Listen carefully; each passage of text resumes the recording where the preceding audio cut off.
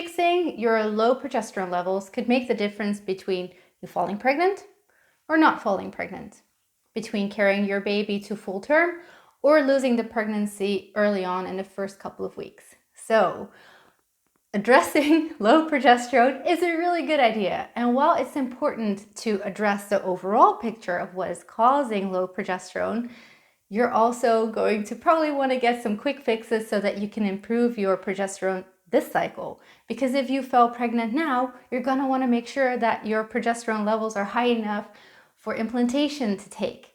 You're going to want a few tools right now, and that's exactly what I'm going to give you in this video.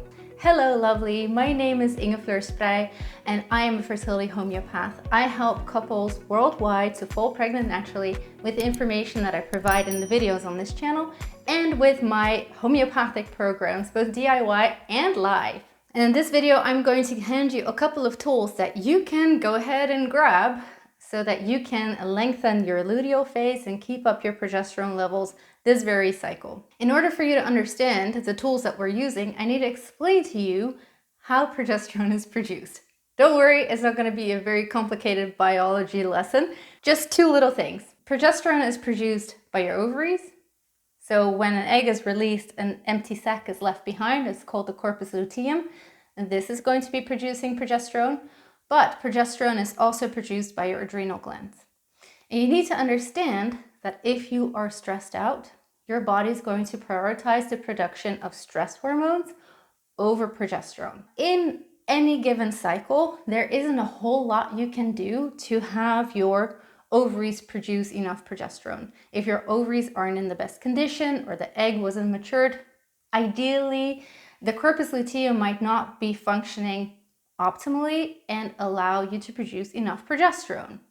However, if you're then completely stressed on top of it, using up lots of stress hormones, your progesterone levels are going to be unnecessarily lower than they need to be. On a homeopathic level, in my programs and when I work with patients one-on-one, I can support you homeopathically for your ovaries to be producing enough progesterone.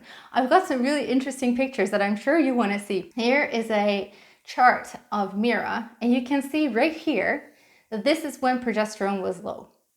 I started with a homeopathic remedy with this patient, and look how progesterone shot up the very next day. This is the potential of homeopathy. Some things need to be fixed a bit more long term, but some remedies can just be the little key that unlocks what the body needs to be doing. Now, I can't really talk about these remedies here because I need to be taking your case. So what I'm going to be helping you with is the other thing. We are going to help your adrenals. We are going to lower your stress levels and support your adrenals so that you stop producing stress hormones at the expense of progesterone. And that can take an effect by tomorrow, by today. So I'm sure you already understand, oh, I guess I need to lower my stress. There are a few quick things that you can do to do that. Of course, you're going to want to get more sleep, but that is not always possible. If you can prioritize sleep, if you can cut out some stressful events, please do it. It's not worth your progesterone levels if you can get out of something that is giving you stress. So cut it out. If you can reduce zombie scrolling at night and prioritize your sleep, do it. Try to find a ritual that helps you unwind. And I know from experience this is really difficult.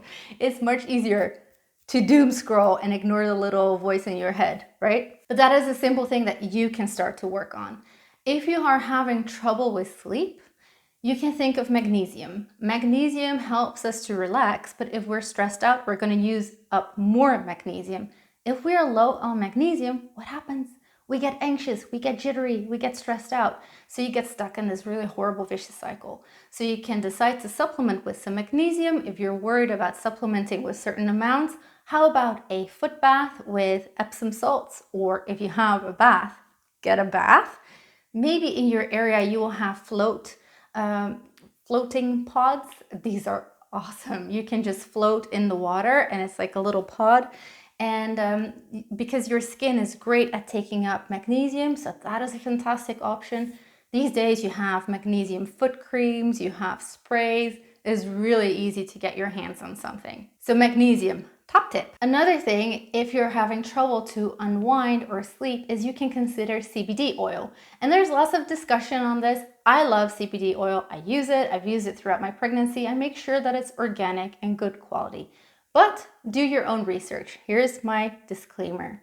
Use at your own discretion and your own common sense. If you're really stuck and you're very wired at night, you can always decide to opt for melatonin. I very rarely suggest it, and I've never used it myself despite battling adrenal stress and sleep issues. So I really don't think it's necessary, but sometimes this could be the thing that can just change everything around for some people. Because in the morning, cortisol goes up. So cortisol is our stress hormone, but it's a good stress hormone. It's supposed to keep us going. It's our cup of coffee to start the day. But then later in the afternoon, it's supposed to drop and the melatonin takes over. If we're stressed out or we drink coffee in the afternoon or anything that makes us keep cortisol levels up, that makes our body not produce enough melatonin for us to wind down. So sometimes that could just be the little thing, like a couple of days of melatonin early in the evening, that could just turn this whole vicious cycle around. So that's a possibility. There's also lots of homeopathic remedies that can help you with sleep, lower your cortisol levels. I work with these with my patients all the time, but there are just so many out there, and it really depends on what the reason is that you're not falling asleep or that you're not staying asleep. So I recommend that you discuss this with your homeopath, or if I'm your homeopath, discuss it with me, obviously. Or have a look around online in books. There are a couple of remedies that you can easily try yourself at home when you resonate with a picture. Caffeine, cut it out. If you're worried about progesterone levels, just cut it out. Again, it's not worth it. It really isn't. Caffeine stimulates your adrenals to produce stress hormones to keep you going. Feel the fatigue. And yeah, sometimes you have to keep on going, but if you are trying to fall pregnant or you're worried about a miscarriage, you need to weigh out your priorities. And yeah, you and me both, we need to learn to cut out what really isn't essential, the demands that are put on us or that we think are being put on us, right? You need to weigh out what is more important to me. So if that meeting in the afternoon is not possible for you because you're tired and you can't cancel it, don't have the coffee. And here is something that you can do, which is way easier than having to say no and leaving coffee to the side or helping you relax to sleep. And that is, you can take vitamin C. Vitamin C is so lovely. Research has shown that it raises progesterone levels, which is fantastic. But I can understand why that works. Your adrenals, they love vitamin C.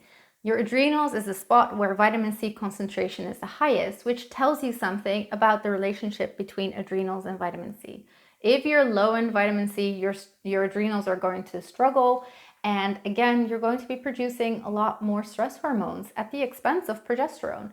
And you have seen in the research that progesterone levels immediately go up on taking vitamin C. Take doses at your own discretion.